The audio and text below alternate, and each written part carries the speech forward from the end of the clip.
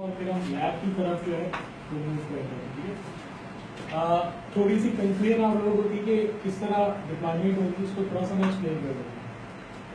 For example, ये आपकी 3 ASA appliances हैं।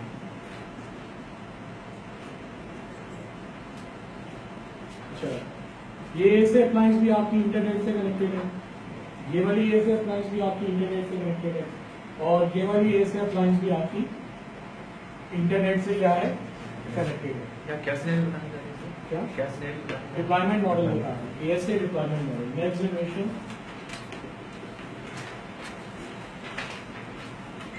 ASA deployment model.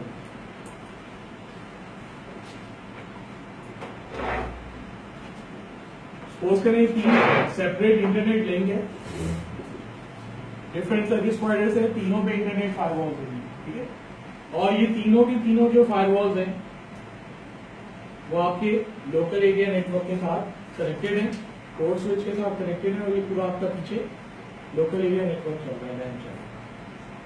ठीक है, अब आप जितनी भी कॉन्फ़िगरेशंस है इस फायरवॉल के ऊपर, बेसिक कॉन्फ़िगरेशन लाइक आपने इंटरफेस के आईपी एड्रेस कॉन्फ़िगर करने हैं, ठीक है, आपने राउटिंग करनी है, आपने नेटवर्क एड्रेस ट्रांसलेशन करनी है, ये सारा का सारा काम जो आप कॉन्फ़िगरेशन करेंगे सारी की सारी, ये आप कमांड लाइन इंटरफेस पे करेंगे।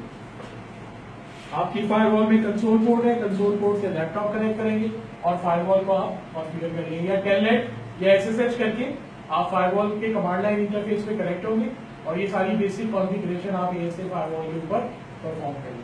ठीक है, अब मैंने आपको बताया था कि हर फायरवॉल के अंदर, जब हम प्रोडक्ट लाइन में आपको पढ़ा रहा था ASA फायरवॉल की, तो मैंने आपको बताया था कि हर फायरवॉल के अंदर एक मैनेजमेंट इंटरफेस है हमारे पास।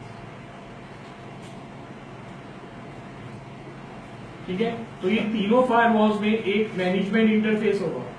ठीक है, आपने क्या करना है, इस मैनेजमेंट इंटरफेस को, तमाम फायरवॉल के मैनेजमेंट इंटरफेस को एक स्विच के साथ कनेक्ट करना है।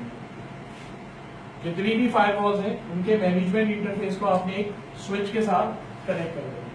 ठीक है, फॉर एग्जांपल आपने मैनेजमेंट इंटरफेस को आईपी दे दिया यहां पर 192.168.1.1, इसको आईपी दे दिया 192.168.1.2, इसको आईपी दे दिया 192.168.1.3। इस स्विच के ऊपर फिर आप अपनी मैनेजमेंट अप्लायंस कनेक्ट करेंगे, जो आपकी फायर पावर मैनेजमेंट अप्लायंस है। अगर आपकी पास 10 फायरवॉल्स हैं तो आप FS70 अप्लायंस लेंगे, अगर आपके पास 70 फायरवॉल्स हैं, अप टू 70 फायरवॉल्स हैं, तो आप FS2000 अप्लायंस लेंगे, और अगर आपके पास 3000 अप्लायंसेज हैं और उनको आप सेंट्रलाइज मैनेजमेंट चाह रहे हैं उसकी, तो फिर आपको FS4000 अप्लायंस चाहिए होगी। ठीक है, और अगर आप वर्चुअल मशीन वाले सेटअप पे जाना चाह रहे हैं, जो कि कॉस्ट इफेक्टिव सेटअप है नेक्स्ट जनरेशन फायरवॉल की इम्प्लीमेंटेशन का, तो जो वर्चुअल मशीन पर जो आपका हाइपरवाइजर पे, VM हाइपरवाइजर पे जो आपका सेटअप है, VM बेस्ड जो सेटअप है, वो अप टू 25 फायरवॉल्स को मैनेज करता है। ठीक है, तो ये जो आपकी फायर पावर मैनेजमेंट अप्लायंस है वो आप यहाँ लगाएंगे।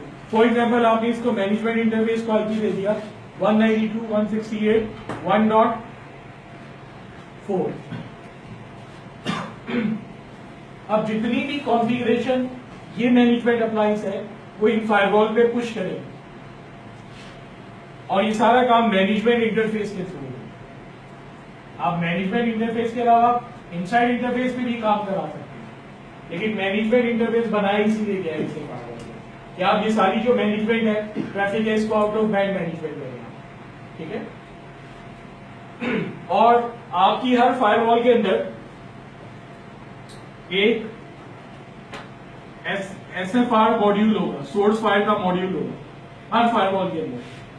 ये सॉफ्टवेयर मॉड्यूल है, ये कोई हार्डवेयर मॉड्यूल नहीं है, ये फायरवॉल के अंदर मौजूद होगा हर फायरवॉल के अंदर। इसको कहेंगे SFR मॉड्यूल। ये तीनों फायरवॉल में आपका SFR मॉड्यूल होगा। जितनी भी ASA नेक्स्ट जनरेशन फायरवॉल्स आ रही हैं 5500 सीरीज की, X सीरीज की, उन सब में SFR मॉड्यूल होता है। ठीक है, तो जितनी भी कॉन्फ़िगरेशन है वो कमांड ग्राफिकल यूजर इंटरफेस पे आप फायर पावर मैनेजमेंट अप्लायंस पे करेंगे और वो कॉन्फ़िगरेशन ऑटोमेटिकली इन तीनों अप्लायंसेस के ऊपर पुश हो जाएगी। तो आप एक सेंट्रलाइज मशीन से, एक centralise fire power management device से आप मल्टीपल फायरवॉल्स को मैनेज कर सकते हैं और उनको मॉनिटर भी कर सकते हैं। ठीक है, ये सारी कॉन्फ़िगरेशन आपकी इस सॉफ्टवेयर मॉड्यूल पे पुश हो जाएगी। साकिब, इंपॉर्टेंट चीज जो आपने याद रखनी है, नीचे होने दो लोन। इंपॉर्टेंट चीज जो आपने याद रखनी है वो ये याद रखनी है, इंपॉर्टेंट चीज यहाँ पर कि अगर आपकी ये मैनेजमेंट अप्लायंस डाउन भी हो जाती है, अगर किसी वजह से आपकी ये मैनेजमेंट अप्लायंस डाउन हो जाती है, ठीक है, तो आपकी प्रोडक्शन नेटवर्क पे कोई इम्पैक्ट नहीं आएगा। आपकी तमाम एप्लीकेशन कंट्रोल मिल रहा होगा, आपकी तमाम intrusion detection and prevention services चल रही होंगी, आपकी URL फिल्टरिंग सब कुछ हो रहा होगा। प्रॉब्लम सिर्फ ये आएगी कि अगर आपकी मैनेजमेंट अप्लायंस डाउन हो जाएगी तो आप मॉनिटरिंग नहीं कर पाएंगे और आप कोई कॉन्फ़िगरेशन में चेंज नहीं कर पाएंगे। तो जैसे आपकी ये डिवाइस रिस्टोर हो जाएगी, जैसे आपकी ये डिवाइस रिस्टोर हो जाएगी तो फिर आप अपनी मैनेजमेंट दोबारा से क्या करेंगे, क्लियर? ठीक है जी, क्लियर?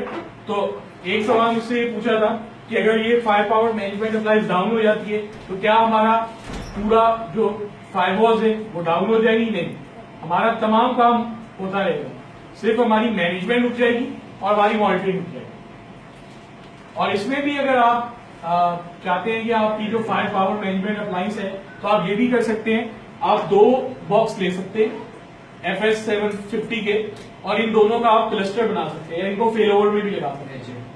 अगर आप ये चाहते हैं कि आपको मैनेजमेंट में भी और मॉनिटरिंग में भी हाई अवेलेबिलिटी मिले तो आप 2 फायर पावर मैनेजमेंट अप्लायंस लेके उनको क्लस्टर में भी लगा सकते हैं। ठीक है, तो this is the deployment model. ठीक है, जितनी भी पॉलिसीज है वो पुश होंगी फायरवॉल के ऊपर और फायरवॉल के ऊपर SFR मॉड्यूल है और ये फायरवॉल जो नेक्स्ट जनरेशन फायरवॉल है इसमें SSD ड्राइव लगी हुई, उसके अंदर ये मॉड्यूल काम कर रहा है। क्लियर? तो this is the complete deployment model. ठीक है, अब प्रैक्टिकली स्पीकिंग आपकी ये फायरवॉल अगर इस्लामाबाद में, ये आपकी फायरवॉल लाहौर के इंटरनेट लिंक पे लगी हुई है, ये फायरवॉल आपके कराची के इंटरनेट लिंक पे लगी हुई है, तो आपको मैनेजमेंट अप्लायंस एक ही चाहिए और वो आप अपने हेड ऑफिस डेटा सेंटर में रखेंगे। तो जितनी भी मैनेजमेंट ट्रैफिक है ये फायरवॉल के राउटेड नेटवर्क के ऊपर इसको भेजेंगे। इन फायरवॉल्स की कनेक्टिविटी मैनेजमेंट मशीन के साथ होनी चाहिए, फायरवॉल से मैनेजमेंट मशीन पिंग होनी चाहिए। ठीक है, तो आपको हर अप्लायंस के लिए एक मैनेजमेंट अप्लायंस रिक्वायर्ड नहीं है। क्लियर? Any question? इसमें किसी को कोई कंफ्यूजन है, कोई सवाल पूछना चाहे तो पूछ सकते हैं। ठीक है जी, तो हमारी जो फर्स्ट लैब जो हम लैब कर रहे हैं हमारा पूरा ज्यादा फोकस हमारा लैब पे ही होगा। तो जो हमारी फर्स्ट लैब है, लैब नंबर 1 है, इसमें हम ये सपोज करेंगे हमारे पास एक ब्रांड न्यू फायरवॉल है, बिल्कुल ब्रांड न्यू फायरवॉल हमारे पास है ये, और हमने उस पर बेसिक कॉन्फ़िगरेशन करनी है ताकि हम उसे नेटवर्क पे प्लग इन कर सकें।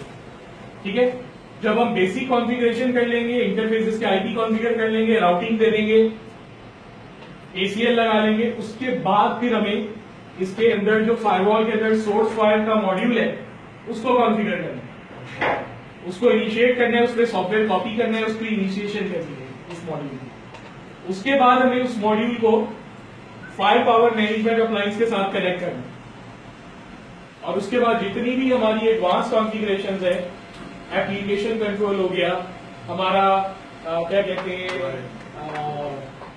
IPS पॉलिसी होगी, एडवांस वेलफेयर प्रोटेक्शन पॉलिसी होगी, वो सारा काम फिर हम फायर पावर मैनेजमेंट अप्लायंस के थ्रू कर रहे हैं। ठीक है, तो लैब नंबर 1 है basic connectivity configuring basic ASA configuration on ASA firewall. तो मैं सिनेरियो आपको एक्सप्लेन कर देता हूं मैंने किस तरह कनेक्टिविटी की हुई है।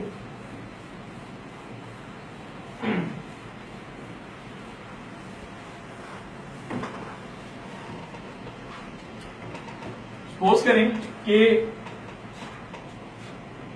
मेरे पास फायरवॉल है ASI 55, 45, 25X। इसके अंदर दो इंटरफेसेस हैं, एक GI 0/0 इंटरफेस है, इसको मैंने, ये मेरा सपोज करें आउटसाइड इंटरफेस है फायरवॉल का,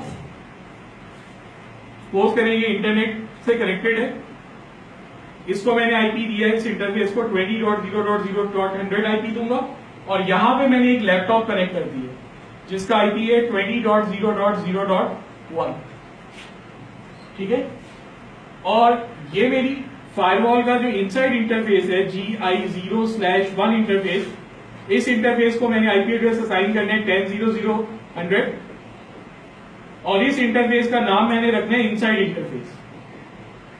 GI 0/0 इंटरफेस का नाम रखना है आउटसाइड इंटरफेस, GI 0/1 इंटरफेस का नाम रखना है इनसाइड इंटरफेस, और इसको मैंने अपने लोकल एरिया नेटवर्क से कनेक्ट कर देना है, और इस लोकल एरिया नेटवर्क में मेरा एक लैपटॉप कनेक्ट हुआ है जिसका आईपी है 10.0.0.1। ठीक है, तो इफेक्टिवली ये मेरा इंटरनल नेटवर्क है जिसको मैंने प्रोटेक्ट करना है,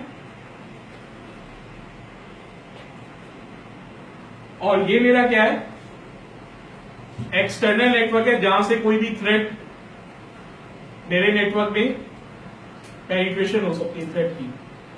ये मेरा इंटरनल नेटवर्क है और ये मेरा क्या है, एक्सटर्नल नेटवर्क है। तो अब हम इसको कॉन्फ़िगर करते हैं। ठीक है।